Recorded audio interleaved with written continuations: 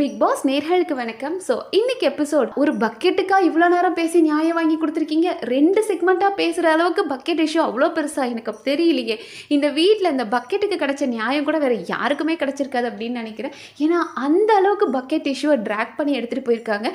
இதுதான் நடந்துச்சு அப்படின்னு சப்பையாக போட்டு முடிக்கிறதுக்கு நீங்கள் ஃப்ரைடே எபிசோடில் எங்களுக்கு எல்லாத்தையும் காமிச்சிட்டீங்க. ஸோ ஒரு ஷார்ட்டாக அதை பேசி முடிக்கிறதுக்கு அண்ணன் வளவளன்னு இழுத்து எடுத்துகிட்டு போனதை பார்க்கும்போது, சார் பேசுறதுக்கு கண்டென்ட் அப்படி இருக்குது சார், அதை விட்டுட்டு இதெல்லாம் ஒரு கண்டென்ட்னு பேசுகிறீங்களான்ற மாதிரி இருந்தது.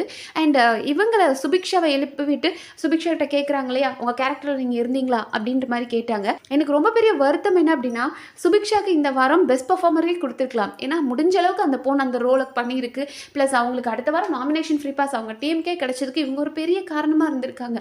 ஆனால் அவங்க டீம் அவங்கள பெஸ்ட்டுன்னு செலக்ட் பண்ணல, வெர்ஸ்ட் கேட்டகரியில் போய் ஜெயிலுக்கு போயிட்டு வந்தாங்க. இந்த பொண்ணு என்ன பண்ணுச்சு அப்படின்றத, இந்த பொண்ணு நல்லா தான் பண்ணுச்சு அப்படின்றத கேட்கவே இல்லை. சரி, அந்த பொண்ணுக்கு தான் பேச தெரியல அப்படின்னா அது எடிட்ல கட் பண்ணியிருக்கலாமே. அதையும் நீங்க அந்த பொண்ணு யோசிக்குது, நின்று முழிச்சிட்டு இருக்குது, அதை போய் காமிக்கிறீங்க. ஏன்னா இவர் ஒரு கேள்வி கேட்கிறார் இல்லையா, உங்கள் ரோலை நீங்கள் எப்படி பண்ணீங்க, எந்த இடத்துலலாம் நீங்கள் இருந்தீங்க அப்படின்னு கேட்கும்போது சுபிக்ஷா யோசிச்சுக்கிட்டே இருக்காங்க.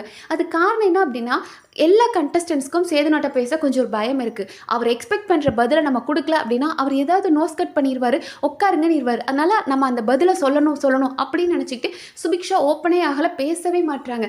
நம்ம வீக் டேஸில் பார்த்துருக்கோம், அவங்க பாயிண்ட்டாக பேசுவாங்க, சண்டை போட மாட்டாங்க, ஆனால் பாயிண்ட்டாக கேள்வி கேட்பாங்க. ஆனால் வீக்கெண்டில் அவர்கிட்ட பேச பயந்துட்டு அவங்க நின்னாங்க. அண்ட் அதையே நீங்கள் எங்களுக்கு காமிக்கணும். ஸோ நீங்கள் என்ன சொல்ல வரீங்க, சுபிக்ஷாவுக்கு பேச தெரியாது, அவங்க அந்த அளவுக்கு ஒரு பெரிய ஆள் இல்லை அப்படின்னு காட்டி அந்த பொண்ணை டம்ப் பண்ண ட்ரை பண்ணுறீங்களா? சரி, சுபிக்ஷா எந்த இடத்துல ரோலில் இருந்தாங்க அப்படின்னு கேட்குறீங்களே, அண்ட் சாண்ட்ரா எந்த இடத்துல இருந்தாங்க? 1-2 இடங்கள்ல அந்த ஒரு இது பேசினாங்க, அந்த ஒரு ஸ்லாங் எடுத்துகிட்டு வந்தாங்களே தவிர அந்த சண்டையை பற்றி ஏன் சார் கேட்கவே இல்லை? இந்த வீட்டில் ஒரு சேருக்காமா பிரச்சனை, அது என்னம்மா சிஎம் சேரா பிஎம் சேரா? சாதாரண சேர் தானம்மா, யார் வேணாலும் போட்டு உட்கார வேண்டியது தானே. இல்லை போகும்போது இந்த பிக் பாஸ் வீட்டை விட்டு போகும்போது அந்த சேரை தூக்கிட்டு தலையில் எடுத்துகிட்டு போகிறீங்களா சாண்ட்ரா? ஒரு சேருக்காக அந்த பொண்ணு மேலேயே போய் படுத்துக்கிற அளவுக்கு போய் உட்காடுறீங்களே, அப்படி என்ன சாண்ட்ரா உங்களுக்குள்ள அந்த சண்டை?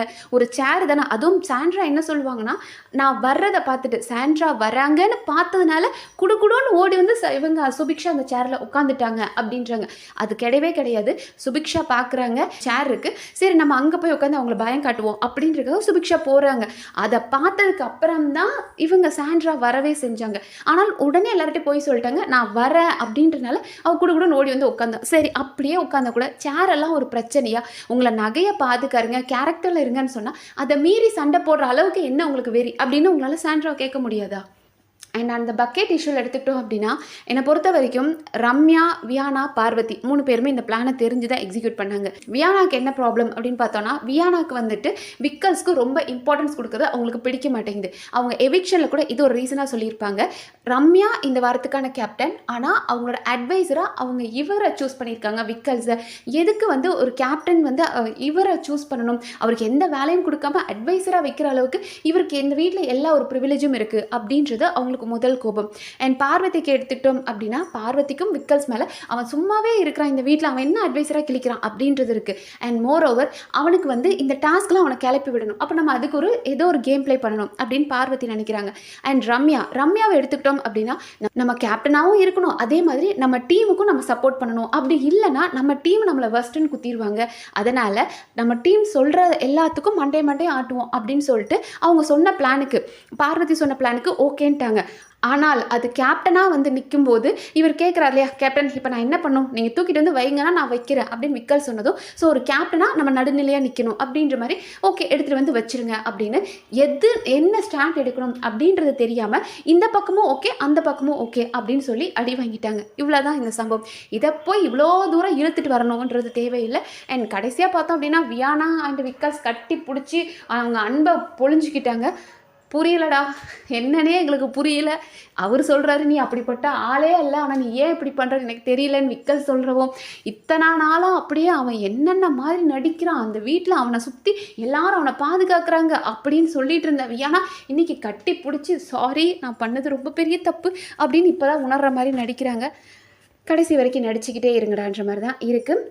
அண்ட் இந்த குறும்படம் ஒரு மோசமான ஒரு குருமாக்கு ஒரு குறும்படம் வச்சாங்களே, அந்த மாதிரி பார்வதி அண்ட் கமருதீன் அந்த நகையை பாதுகாக்கிறத விட்டுட்டு 2 பேரும் மசாஜ் பண்ணி விளையாடிட்டு இருந்தாங்களே, அதுக்கு ஒரு குறும்படம் போட்டிருந்தீங்கன்னா கூட சுபிக்ஷா எவ்வளோ எஃபர்ட் போட்டிருக்காங்கன்றது தெரியும். சுபிக்ஷா என்ன பண்ணாங்க அப்படின்னு கேட்குறாங்களே, அந்த பொண்ணு 2 நாள் நைட்டு தூங்கவே இல்லை. அந்த ஜுவல்லுக்காக அவ்வளோ கஷ்டப்பட்டாங்க. அவங்க நைட்டு தூங்காமல் பார்த்துட்டு இருக்கும்போது இவங்க 2 பேரும் மசாஜ் பண்ணி கொஞ்சிக்கிட்டு இருக்காங்க அப்படின்னு நகையை தூக்க வந்தாங்க. அதுக்கு ஒரு குறும்படம், ஒரு வேலிடான குறும்படம் போடாமல் குருமாக்கெல்லாம் குறும்படம் போடுவீங்க, சுபிக்ஷாவுக்கு போட மாட்டீங்க இல்லையா அப்படின்ற மாதிரி தான் இருந்தது. இந்த குறும்படம் கேட்டதுனால எங்கள் தலைவியை தப்பாக காட்டணும் அப்படின்றதுக்காக குறும்படம் கேட்குறீங்களா அப்படின்னு கேட்கக்கூடாது. ஒரு கேம் எப்படி இருக்கும், உங்களை நம்பி ஒரு 24 ஹவர்ஸ் டாஸ்க் கொடுக்குறேன் அப்படின்னா நீங்கள் கேம் ஃபோக்கஸ்டாக இருக்கணும். அதை விட்டுட்டு உங்களை அந்த நெக்லஸை பாதுகாக்கிறதுக்காக உட்கார வச்சுருக்காங்க. அதை விட்டு நீங்கள் இப்படி ஃபன் பண்ணிட்டு இருந்தீங்க அப்படின்னா ஆப்போனண்ட் எவ்வளோ உஷாராக இருந்து கொஞ்சம் இருந்திருந்தா அந்த இடத்த விட்டு சபரி மட்டும் பார்க்கல அப்படின்னா டெஃபினட்டாக அந்த இடத்துல சுபிக்ஷா எடுத்திருப்பாங்க. ஸோ கேம் இப்படி தான் இருக்கும், இன்வால்மெண்ட் வேணும் அப்படின்றதுக்கு ஒரு குறும்படம் போட்டிருந்தீங்கன்னா தான் பரவாயில்லையே. அண்ட் பார்வதி விக்கல்ஸ் விக்ரம் 2 பேருக்குமான அப்ரிஷியேஷன் கிடச்சிது. லைக் நல்லா பண்ணாங்க அப்படின்னாங்க. எஸ், த்ரூ அவுட் அதை கேரி பண்ணாங்க.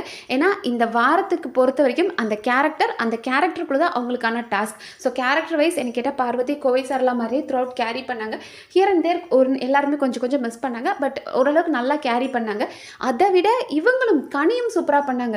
கனி என்ன சண்டை வந்தால் கூட அந்த ஸ்லோவாக பேசுறது, ஏன்னா கனி ரொம்ப ஃபாஸ்ட்டாக பேசுகிற பர்சன். ஆனால் கனி வந்து சரோஜா தேவி அம்மா மாதிரியே பண்ணணும் அப்படின்றதுக்காக மெதுவாக பேசுறது, ஈவன் நடந்து வரும்போது கூட டாஸ்க் படிக்கும்போது கூட அப்படி ஸ்லோவாக பேசுறது, அப்படி நிறைய அந்த ரோலை ஜஸ்டிஃபை பண்ணாங்க. அவங்களுக்கான அப்ரிஷியேஷன் கிடைக்கவே இல்லை. ஆனால் பார்வதி ஒன்று சொன்னார் இல்லையா சேதுனா, அதாவது நீங்கள் உங்களோட ட்ரெஸ்லாம் இப்போ இந்த காஸ்டியூம் போட்டிருக்கும் போது உங்களுக்கு எப்படி தோணுதுன்னு போது பார்வதி ஒன்று சொல்லியிருப்பாங்க, ஹை சொசைட்டி பொண்ணுங்கள்லாம் பேசிகிட்டு இருப்பாங்க இல்லையா, அந்த மாதிரி ஃபீல் ஆகுதுன்னு.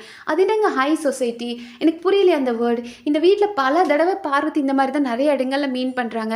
நான் நான்வெஜ் சாப்பிட மாட்டேன், நான் என்ன ஆளுன்னு தெரியுமா, என் பேக்ரவுண்ட் என்னன்னு தெரியுமா, நான் மதுரையில் இங்கெங்கெல்லாம் இடம் வாங்கி வச்சிருக்கிறேன் அப்படின்னாங்க. இன்னைக்கு கூட கமருதீன் அதை சொல்லிட்டு இருந்தார். பார்வதி ஜென்ரலாக பேசும்போது கூட அவள் எங்கெங்கெல்லாம் எந்தெந்த இடம் வாங்கி வச்சிருக்கா, தான் பெரிய ஆளுன்னு காட்டிட்டு இருக்கா போல இருக்கு அப்படின்னு.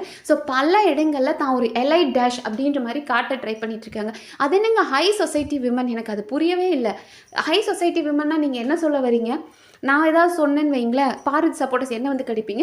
ஸோ நீங்களே சொல்லுங்கள், ஹை சொசைட்டி விமன் பேசுகிற மாதிரி இருக்குது அப்படின்னா ஹை சொசைட்டி விமன்னா என்ன, லோ சொசைட்டி விமன்னா என்ன? அப்போ நீங்கள் எலைட் பர்சன் எதை வச்சு ஒரு ஹை சொசைட்டி விமன் அப்படின்னு நீங்கள் டிஃபைன் பண்ணிங்கன்னா எனக்கு தெரியும். ஒரு பெண்ணியவாதி, அம்பேத்கரை படித்த பொண்ணு, பெரியாரை படித்த பொண்ணு இதை பற்றி சொன்னாங்கன்னா நல்லாயிருக்கும், நானும் தெரிஞ்சுக்குவேன். அது அவங்களோட ஃபாலோவர்ஸ் கண்டிப்பாக உங்களுக்கு தெரியும்னு நினைக்கிறேன். ஸோ பார்வதி சப்போர்ட்டர்ஸ் அதை தயவு செஞ்சு ஹை சொசைட்டி விமன்னா என்ன அப்படின்னு சொல்லுங்கள். அண்ட் நாளைக்கு எபிசோடில் நடக்க போகிறத எடுத்துக்கிட்டோம் அப்படின்னா முதல் நபராக சேவ் ஆக போகிறது யார் அப்படின்னா தயவு செஞ்சு பார்வதி சப்போர்ட்டர்ஸ் நீங்கள் ரொம்ப எதிர்பார்த்த ஒரு நபர் தான். எஸ், கனியை ஃபர்ஸ்ட் சேவ் பண்ணுறாங்களாம், second Subiksha. So Kani and Subiksha 2 பேரும் ஃபர்ஸ்ட்டாக சேவ் பண்ண போகிறாங்களாம். அண்ட் அடுத்ததாக வந்துட்டு தான் பார்வதி அண்ட் விக்ரம் சேவ் பண்ணுறாங்க.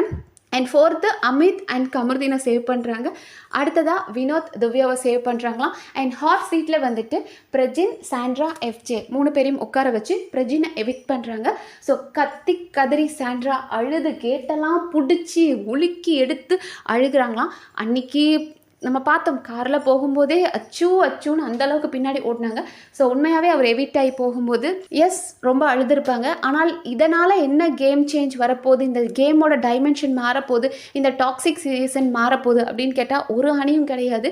ஈவன் சாண்ட்ரா வெளியே போயிருந்தாலோ இல்லை எஃப்ஜே வெளியே போயிருந்தா கூட நல்லா இருந்திருக்கும். எதுக்கு வந்து பிரஜினா தேவையில்லாத அணியா அப்படி தான் நான் நினைக்கிறேன். அண்ட் வேறு என்ன இன்றைக்கி எபிசோடில் பெருசாக இன்ட்ரெஸ்டிங்காக நடந்துச்சுன்னா நிறைய விஷயங்கள் அட்ரஸ் பண்ணுறதுக்கு எத்தனையோ விஷயங்கள் இருக்குது. அண்ட் அதை விட்டு தேவையில்லாத ஒரு பக்கெட் இஷ்யூவை ட்ராக் பண்ணி இரிட்டேட்டிங்காக இருந்தது. நீங்கள் என்ன நினைக்கிறீங்க அப்படின்றத கமெண்ட் செக்ஷனில் சொல்லுங்கள். நன்றி.